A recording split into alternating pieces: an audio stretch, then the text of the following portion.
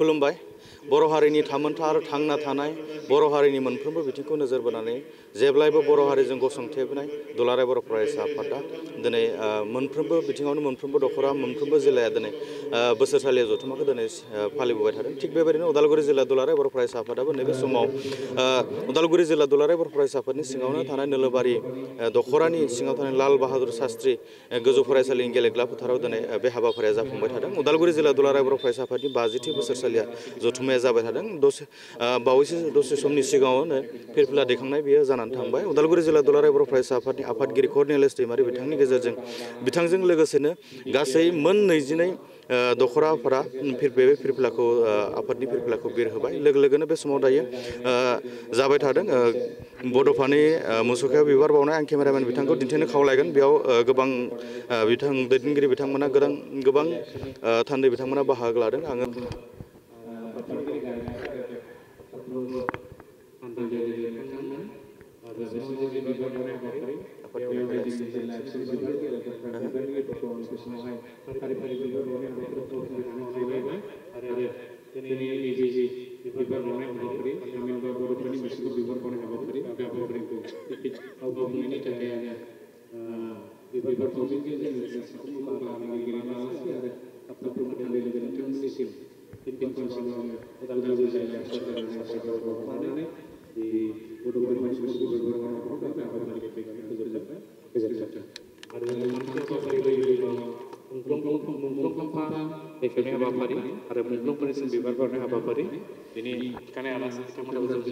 फुंनि जि गिबि हाबाफारि आफादनि जि फिरफिला बिरहोनाय बे हाबाफारिया जानानै थांबाय। आफादगिरि कर्नेलियास दैमारि बिथांनि गेजेरजों बे हाबाफारिखौ मावफुंबाय। लोगो लोगोनो बड'फानि मुसुखायाव बिबार बावनाय बे दुलाराय बर' फरायसा आफादनि सासे सुबुं फोनांजाब नेहाथारि बिथांनि गेजेरजों बे हाबाफारिखौ मावफुंबाय। आं दिनै बिथाङा आंजों लोगोसे दंफायो दुलाराय बर' फरायसा आफाद उदालगुरि जिल्लानि आफादगिरि बिथांनिफ्राय मिथिनो हास्थायगोन फुंनि जि हाबाफारि फिरफिला बिरहोनाय हाबाफारि बेखौ मावफुंबाय। दिनै बे हाबाफारिनि उदालगुरि जिल्ला दुलाराय बर' फरायसा आफादनि 50थि बोसोरसालिया जथुम्मा फालिथाय। बैसो हिसाबै जोङो 54 जाबाय, खिन्थु जिहेतु जोंनि जथुम्मा खुंबोनाया 50 खेब जाबाय, दा बे हिसाबै जों बेखौ एसे फालिथाय जों मोनसे टाइटेल होनानै एसे नर्मेल जिखिनि जथुम्मा खुंबोदों बेनिख्रुइ एसे साबसिन साजायनाय मानाय किसुमान प्रग्राम एरेन्जमेन्ट जों बेखौ लादों। आरो खोब माने बबेबा सिलभार जुबलि गल्डेन जुबलि बेफोरबायदि बिराद नंसोआबाबो माबा मोनसेबाबो जों एसे स्पेसियेल हिसाबै जों हाबाफारि जों लादों। दा बे हिसाबै दिनै नैथि सान जोंहा दुलाराय बर' फरायसा आफादनि गोथार फिरफिला बिरहोनाय बे हाबाफारिया जानानै थांबाय। नैथि हाबाफारि दङमोन बड'फानि सावगारियाव बिबार बावनाय, बे हाबाफारियाबो जानानै थांबाय। मुंख्लं बिथांमोनखौ गोसोखांनानै बिथांमोननि मुंख्लं खाम्फायाव बिबार बावनाय जोंहा हाबाफारि दङ। दा बे हिसाबै गुबुन गुबुन आरो हाबाफारिफोर जों रनसायदों। जे थांनाय मोनाबिलियाव जोङो गिबि जोंनि थान्दै मेल जिरायदों आरो बे थान्दै मेल जिरायनायाव थांनाय बे 2 बोसोराव 2023 मायथाइयाव जिहेतु जों जिल्ला आफाद हिसाबै खुखिया मोनसे मिशन जों फोसावदोंमोन जोंनि गामि होननाय। बे मिशननि गेजेरजों जों प्राय जिल्लानिनो मादाव प्राय 80% बांसिन गामिफोरखौ जों हाबबाय आरो गामिनि जिखिनि इसिङारि थासारिफोरखौ एसे जों नायसंबाय, संदानबाय। मा जोंनि गामिफोराव हालोदफ्रा बोरै जाना दङ बेफोर गासैखौ संदाननानै जों मोनबाय जे जोंनियाव हा हुनि गोबां समस्या जोंनियाव दासिमबो दङ।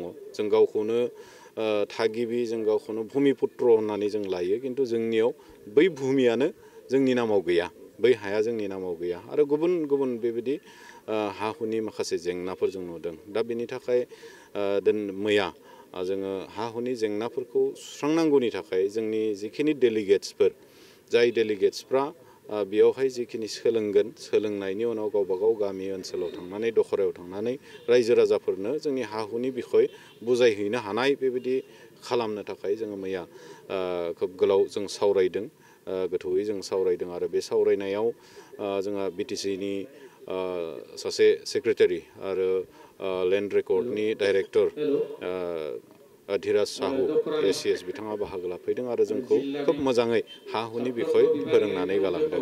आसा खालामदों बिनि गेजेरजों जायफोर डेलिगेटआ बेयाव बाहागो लानानै सोलोंबाय बिथांमोना सोलोंनायल' नङा बेखौ जाहाथे गावबा गाव ओनसोलाव थांनानै जोंनि रायजो राजाफोरखौ बुजायहैयो, बुंफोरहैयो, फोरोंहैयो। आरो बेजों लोगोसे दिनै जिहेतु नैथि सानाव जोङो फरायसाफोरनि थाखाय जों सेमिनार लानाय जादों। जोंनि जिहेतु फरायनाय दिगाव फरायसाफ्रा गोबां माने लामा आन्दायनानै दङ। दा बेफोरखौ जों सावरायनाय जागोन। बेजों लोगोसे जोङो जोंनि एग्रिकालचार बिथिङाव जोङो खोब माने पिस परिना थानायखौ जों नुबाय। बे जोंनि गामि हाबाफारिनि गेजेरजों गामि गामि हाबनानै जों बेखौबो नुदों। जोंनिफ्राय हा हुआ जोंनि आखाइनिफ्राय माने गोमालांनो हमदों। खेथि बाथि खालामनाया जोंनि आखाइनिफ्राय गोमालांनो हमदों। बेफोर गासैखौ नुनानै जों बोरैहाय साबसिन दानि आधुनिक जुगजों साइन्टिफिक एग्रिकालचार जों बोरै खालामनानै जोङो जोंनि एग्रिकालचार दिगावबो जों आवगायनो हायो आरो जोंनि इक'नमिखौ मोनसे बेलेन्सआव लाबोनो हायो। बिनि थाखाय जों दिनै एग्रिकालचार सेमिनार जों लानाय जादों। दा बेफोरबायदि माखासे हाबाफारिफोरखौ जोङो एसे जथुमा फालिथाय हिसाबै 50 बोसोर जों जथुमाखौ फालिबोबाय बा खुंबोबाय बे हिसाबै जों लानाय जादों। आरो बे जोंनि गामि जि मिशनखौ लानानै जों गामि गामि हाबबाय बेनि गेजेरजों गोबां जोंनि समस्याफोरखौ जों नुबोदों। जायफोर समस्याफोरखौ जों दिनै जिहेतु नैथि डेलिगेट जों जिरायगोन बेवहाय जों सावरायगोन। जोंनि इक'नमिखौ बोरै आपलिफ्ट खालामनांगौ, जोंनियाव दासिमबो खोमसि फोथायनाय, उन्दै बैसोआव हाबा जानाय, माने जौ जों माने संनाय, जोंनि लाइमोनफ्रा ड्राग्स जानाय, गान्जा सोबनाय बेफोरबायदि माखासे एन्टि ससियेल एक्टिभिटिफ्राव गफबनानै दङ। दा बेफोर गासैखौ जों गैया खालामनो नांगोन। जिहेतु जोंनि माने दावबायलांनाय लामाया, जोंनि हान्थिनाय लामाया जिहेतु जाथिखौ मोनसे गेरेमसा हारि दानायनि जों सिमां मोनसे लानानै आवगायबाय थादों। दा बे जातिखौ जुदि गेरेमसा हारि दानांगौब्ला जोङो नैबेफोर गासै जिखिनि गाज्रि केरेक्टारिस्टिक्सफोर जोंनियाव दङ, खोमसि फोथायनाय, उन्दै बैसोआव हाबा जानाय, जौ संनाय, लाइमोनफ्रा जोंनि गेजेराव जि माने जौ लोंनाय, जुवा गेलेनाय, मोजां मोनलायनानै सुइसाइड जानाय, बेफोरबायदि माखासे जोंनि जि गाज्रि केरेक्टारिस्टिक्स बेफोरखौ जों गारनो नांगोन। दा बेखाय जों बेफोरखौ लानानै दिनै बे सेकेन्ड डेलिगेट सिटिंआव सावरायगोन। गाबोन अपेन सेसन जोंहा दङ। मानाग्रेद आफादगिरि दुलाराय बर' फरायसा आफादनि दिपेन बर' सार बिथाङा बाहागो लाफैगोन। बिटिआरनि चिफ प्रमद बर' बिथाङा बाहागो लाफैगोन। बर' थुनलाइ आफादनि गाहाय नेहाथारि नीलकान्त गयारी सार बिथाङा बाहागो लाफैगोन। बेयाव आलासि महरै जोंनि गेजेराव बिथांमोननि थट्स, बिथांमोननि साननाय, बर' हारिखौ लानानै बिथांमोननि जिथु दिशा होनायनि माखासे बाथ्राफोरखौ जों बेयाव सावरायगोन। बे हिसाबै साफ्रोमबो रायजो राजाफोरखौ नोंथांमोननि बे मिडियानि गेजेरजों आं हांख्रायगोन जाहाथे गाबोननि बे अपेन सेसननि हाबाफारि आरो दिनै जानो गोनां जिखिनि सेमिनारफोर बेफोराव जाहाथे बाहागो लानानै जाथिखौ गेरेमसा हारि दानायाव बयबो बाहागो लायो। मैयानि गिबि डेलिगेटजों मा थांखि? जों थांखि मैया जों बेबायदि नाजावनाय जायाखै। दिनै जिहेतु जों जोंनि थांखिनि बिखय जों दिनै जोबथा डेलिगेट जों जिरायगोन बेवहाय जों बेखौ सावरायनाय जागोन आरो जों जिखिनि बर' हारिखौ आपलिफ्ट खालामनो थाखाय जिखिनि थांखिफोर लानांगौ आरो थांनाय नैबे 2 बोसोराव बे जोंनि गामिनि गेजेरजों जिखिनि जोंनि गेजेराव लुप हल्सफोर जों नुबाय, जिखिनि ड्रबेक्सफोर जों नुबाय, दा बेफोर गासैखौ लाना जों सावरायगोन आरो बेखौ बोरै जों गैया खालामनानै, गाज्रिखौ गैया खालामनानै मोजांखौ लाबोनानै जाथिखौ गेरेमसा हारि दानायनि लामायाव जों आवगायलांनो हायो। बेनि थाखाय जों थांखिफोरखौ लानाय जागोन। नंगौ, उदालगुरि जिल्ला दुलाराय बर' फरायसा आफादनि मानजाथाव आफादगिरि बिथां कर्नेलियास दैमारि बिथाङा फोरमायबाय जे थांनाय मोनानि डेलिगेटजों मा सावरायदों आरो नैबे गल्डेन जुबलि नङाब्लाबो 50थि बोसोरसालिया जथुमाजों लोब्बा लाखिनानै एखुथायै मोनसे हा हुनि जेंनानि सायाव मोनसे सावरायनाय जि हाबाफारि बेखौ मैयानि थान्दैनि मेलनि गेजेरजों लाफादों होननानै बिथाङा फोरमायबाय आरो गोबां माखासे जेंनाफोरनि सायाव दिनैनि मोनसे जानो गोनां नैथि जिथु थान्दै मेल, बे थान्दै मेलनि गेजेरजों सावरायनाय जागोन होननानै बिथाङा फोरमायदों। उदालगुरिनिफ्राय सुकुराम बर', बड'लेण्ड बुब्लि।